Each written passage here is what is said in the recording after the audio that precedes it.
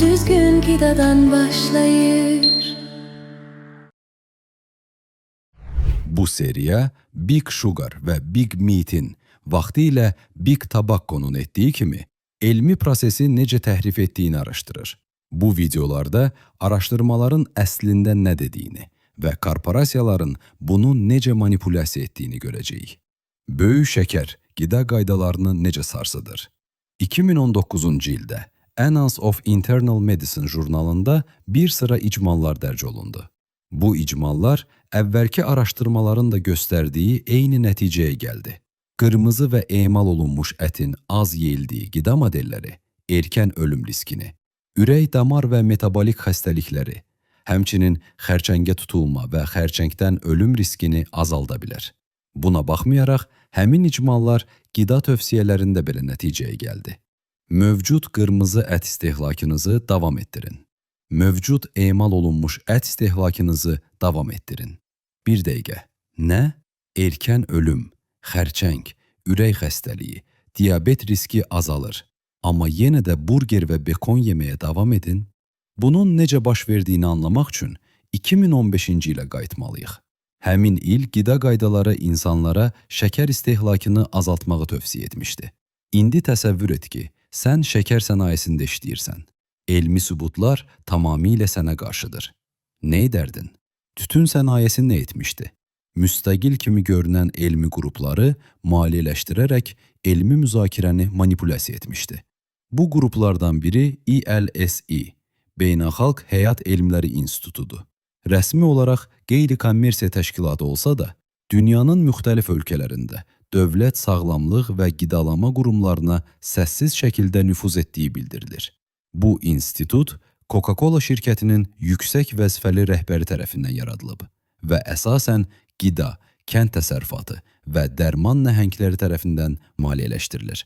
10 illiklər ərzində kölgədə fəaliyyət göstərən bu institut Coca-Cola və Pepsi daxil olmaqla təxminən 400 korporativ üzvün maraqlarını müdafiə edən ön cəbhə təşkilatı kimi tənqid olunmağa başladı.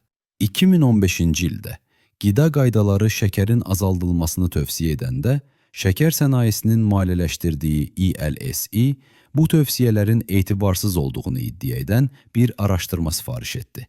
Bu iş üçün kim seçildi? Bradley Johnston. Araşdırma Annals of Internal Medicine jurnalında dərc olundu və belə nəticəyə gəldi. Şəkərlə bağlı qida tövsiyələri etibarlı deyil, çünki zəif sübutlara əsaslanır. Bu, tütün sənayesinin klassik taktikasıdır. Elmdə şübhə yaratmaq. Professor Marion Nestle deyir, bu, sənaye maliyyəsinin elmi fikirləri necə təhrif etdiyinin klassik və utanc verici nümunəsidir. Araşdırma Coca-Cola, Hershey's, Red Bull və Oreo istehsalçıları tərəfindən maliyyələşdirilmişdi. Amma sonradan məlum oldu ki, müəlliflər müstəqil işlədiklərini deyərkən yalan danışıblar. Associated Press jurnalistləri elektron məktublar əldə etdi. Orada sənaye qrupunun məqaləyə düzəlişlər tələb etdiyi açıq şəkildə görünürdü. Üstəlik, müəlliflərdən biri Coca-Cola'dan aldığı $25.000 qrantı gizlətmişdi. Vəziyyət o qədər pis idi ki, Snickers, Skittles və M&M's istehsalçısı belə bu araşdırmanı tənqid etdi. Onlar ELSI üzvü olsalar da dedilər, İnsanlara şəkəri azaltma tövsiyələrini görməzdən gəlməyi demək artıq həddindən artıqdır. Araşdırmalar göstərir ki, sənaye tərəfindən maliyyələşdirilən elmi işlərin nəticələrinin şirkətlərin xeyrinə çıxma ehtimalı 7-8 dəfə daha yüksəkdir.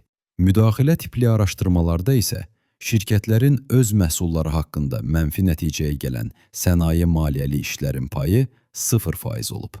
Bəs elmi jurnallar nə edə bilər? Tütün sənayesinin təsirinə qarşı bir çox nüfuzlu jurnal tütün maliyyəli araşdırmaları tamamilə qəbul etmir. Eyni qayda şəkər sənayesinə də tətbiq oluna bilərdi, amma olunmur. Bu araşdırma Annals of Internal Medicine jurnalında dərc edildi. 4 il sonra yeni qida qaydaları hazırlanarkən və elmi komitə şəkərlə yanaşı ətin də azaldılmasını tövsiyə edəndə, bu dəfə səhnəyə Big Beef çıxdı. Eyni jurnal, eyni baş müəllif, Bradley Johnston, eyni ssenari. Növbəti videoda bu manipulyasiyanın dəqiq necə həyata keçirildiyini addım-addım analiz edəcəyik.